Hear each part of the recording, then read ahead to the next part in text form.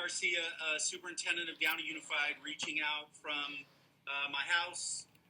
As all of us are spending a lot of time in our homes right now.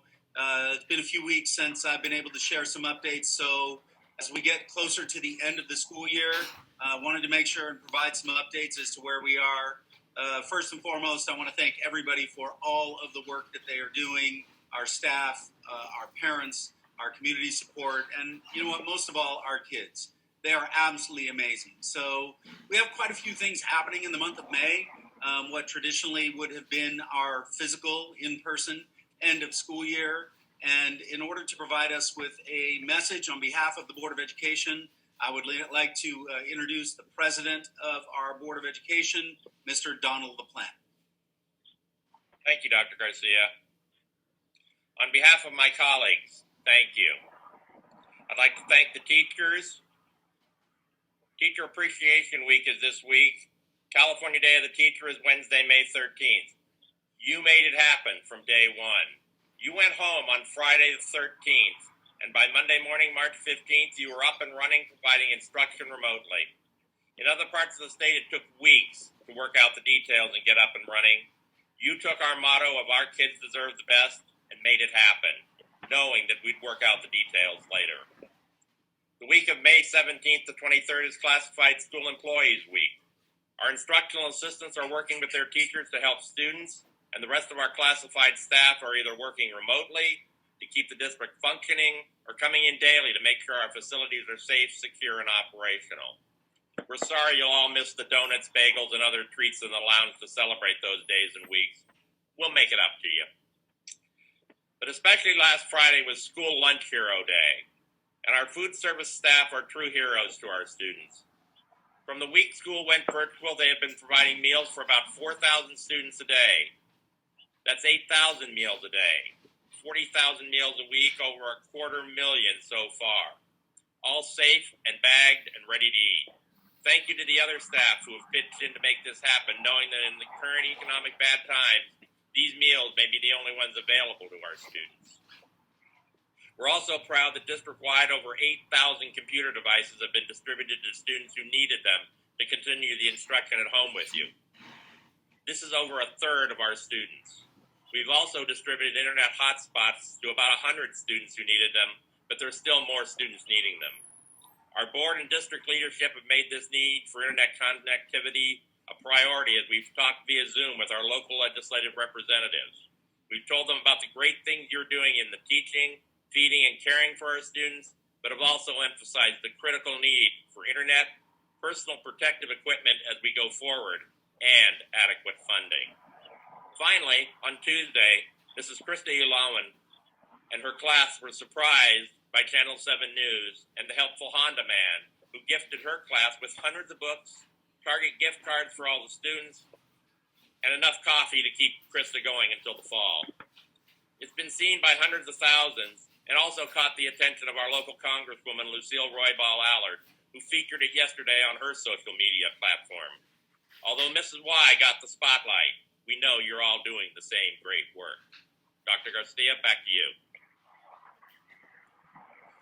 Thank you, Mr. LaPlante. So really appreciate that, and I know you shared there's a variety of different celebrations for all of our staffs this month, administrators, nurses, school lunch heroes, teachers, our classified staff. And again, to reiterate, we really do wish we could do all of this in person like we normally do, but we will be there. We'll be back as soon as we can, and we will figure out a way to make sure that we get that done. I do want to address a little bit about some of our students. We do know that this year, in addition to our seniors, who I'll get to in a minute, we have our 5th and our 8th graders who are promoting from their respective grade levels to new schools. And so we want to make sure we know that you know that we are thinking of you, and that each one of those schools and principals and staffs will figure out ways to address and acknowledge our promoting 5th graders and 8th graders.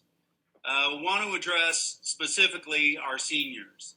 I think all of us have been through our high school graduations, and none of us ever went through anything like this before. So we're really putting a lot of focus and emphasis on how can we make this the best that we possibly can for the seniors of the class of 2020.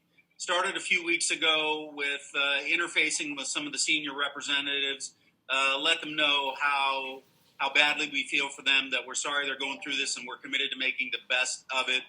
The board has given us direction to figure out what we need to do to make this the best possible experience we can for our seniors. So to that end, we did some surveying of our seniors and our parents, and we've heard you.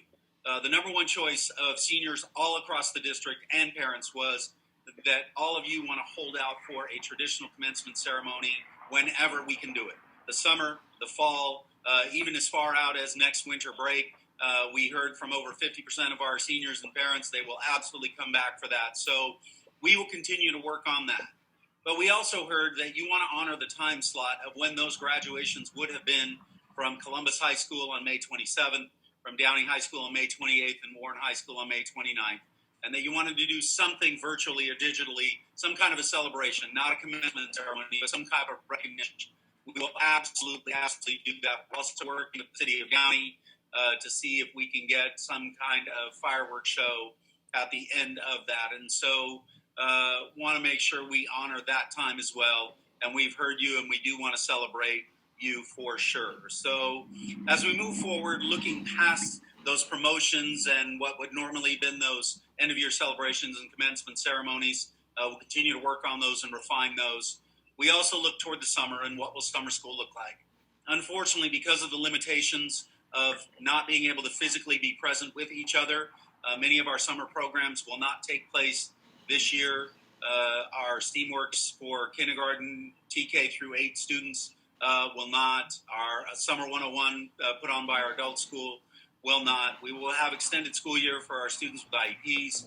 We'll definitely have credit recovery for our high school students and grade repair, as we always do. Those are things, but those will be via distance learning model. And so we'll continue on with those programs in a distance format as well. As we look toward next year, we don't have all the answers at this point, but here's what we do know. That the board has been very clear with us and given us direction that whatever happens, we are starting for our students on August the 12th. Whether it's in a distance learning format, whether it's in a partial distance learning format, but we do not anticipate, unfortunately, that all of our kids will be able to come back on the same day. So it's going to look very, very different than it has in the past. Again, we don't know exactly what it's going to look like, but we will continue to keep you posted throughout the coming months on what that is going to look like. Our goal is to try to bring some of our staff back partially in the summer, and then get as many of our folks back in August as we can, assuming that they don't have a compromised immune system, or that it's going to be safe to bring them back. We want to bring back as many of our staff as we can and be there for our students on August 12th. We'll continue to work on what our plans look like. In addition to that, we'll be surveying our community and our parents to talk about, what do you feel? Where are you in relationship to sending your child to school? Would you be comfortable sending them 1 day a week or 2 days a week, or whatever that looks like? Would you not be comfortable sending them at all, in which case you want to keep them home for family reasons, for a full distance learning model? We just want to get a gauge of where our community is in relationship to that. But what we do know is that we'll continue to work together. We'll be there for our students however we can, whenever we can, and do what we can to make sure that their learning continues.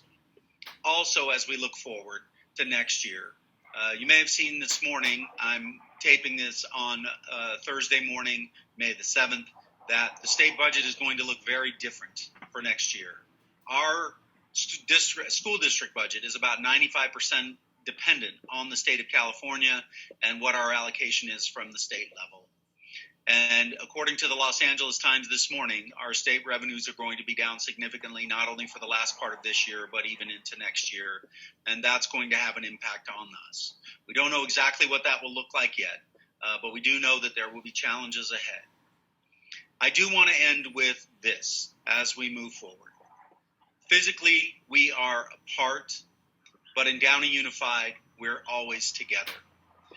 When we talk about Downey Unified, the emphasis is always on Downey Unified, that we are a family, that we are in this together.